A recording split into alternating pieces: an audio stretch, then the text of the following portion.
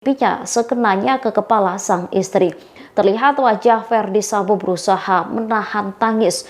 Sementara Putri sambil memegang lengan suaminya meletakkan dagunya di pundak Sambo. Bukti perhatian dan sayang Putri Chandrawati juga diperlihatkan dengan memakaikan masker kepada Verdi Sambo. Sebelumnya Verdi Sambo juga sempat memeluk dan mencium kening Putri. Hal itu dilakukannya kala mereka meragakan adegan di lantai 3 rumah pribadinya.